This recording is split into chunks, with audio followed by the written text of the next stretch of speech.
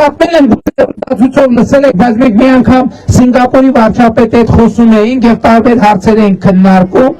Եվ երբ որ ես Իրանի հետ մի քանի հարցերի մասին պատմեցի, ինքը ինձ հետևյալը ասեց, հա դե դուք մեծ երկիր եք եւ հետեւաբար ձեր խնդիրներն էլ մեծ են։ Հիմա ես խոսում եմ մեր տարածքի փոքրության հետ կապված այդ ընկալման մասին։ Եվ այդ մարդը ասաց ինձ ցնցեց, ոչ թե մենք մեծ ենք։ Եվ հանդիպումից հետո առաջին բանը, որ ես Սինգապուր պետության մասին ով ա լսել Սինգապուր պետության մասին։ Եվ ինչ եք լսել,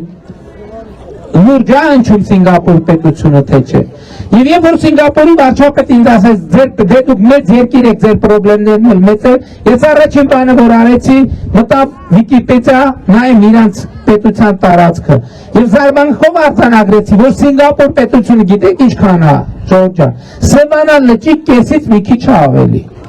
Բայց Սինգապուրում գիտեք ինչքան մարդ է ապրում։ 5.5 միլիոն մարդ է ապրում Սինգապուրում։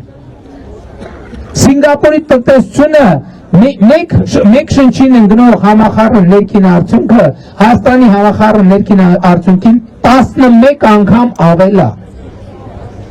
Եվ հետևաբար այդ խոսույթը, որ մեզ անդադ ուզում են ապացուցեն, որ մեր միջազգայինորեն ճանաչված տարածքը քիչ է մեզ համար, մենք ասում ենք, չէ, մենք այս տարածքում կարա 5 միլիոն, 10 միլիոն մարդ ապրի։ Եթե Սևանա լճի համարյա կեսից մի քիչ, համարյա կեսից չափ տարածքի վրա 5.5 միլիոն մարդ է ապրում, Հայաստանի Հանրապետության 29743 քառակուսի կիլոմետրի վրա կարա 10 միլիոն հայ ապրի։ Ամբողջ հայությունը կարա ապրի ստեղ, կարա ապրի բարեկեցիկ, երջանիկ, ազատ, անվտանգ։ Եվ այս է մեր տեսլականը։ Բայց անընդհատ այլ ուժեր մեզ անդադ փորձել են համոզել, թե Հայաստան Հանրապետություն, Հայաստանի Հանրապետության հայրենիքը փոքր է մեզ համար։ Գիտեք ինչի համար են արել, որովհետև մենք ապրելու ժամանակ չունենանք, ապրելու խաղաղություն չունենանք, ապրելու հանգստություն չունենանք, այլանընդհատ բանի մեջ, նոստալգիայի մեջ չտեսնենք այստեղ մեր հայրենիքը տեսնենք ուրիշ տեղերում, անընդհատ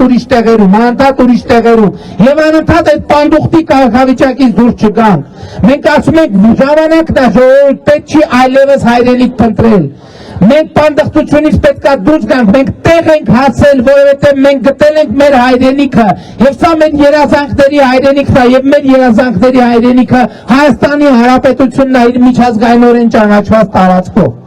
Եվ մենք այս ընտրություններում դա ենք եկել ձեզ ասենք, որ դուք սիրելի քաղաքացիներ, այս ընտրություններում գնաք ընտրական տեղամաս եւ տեր կանգնեք ձեր պետությանը, տեր կանգնեք ձեր հայրենիքին, տեր կանգնեք ձեր խաղաղությանը, որովհետեւ խաղաղությունը, որը հաստատված է եւ որը դուք եք առաջին հերթին զգում։ Հենա քաղաքացին ասեց, մենք խաղաղությունը համարում ենք հաստատված։ Այո, խաղաղությունը համարում ենք հաստատված։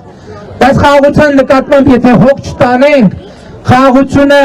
չի գոյատևի ինքը իրան։ Պետք չի իրան ընկալել, որ անգլերենում տենց արտահայտություն կա, take it for granted, այսինքն որպես նենց հեշտ նվեր պետք չի ընդունել։ Ես խաղաղությունը համատում եմ նորածին երեխայի հետ։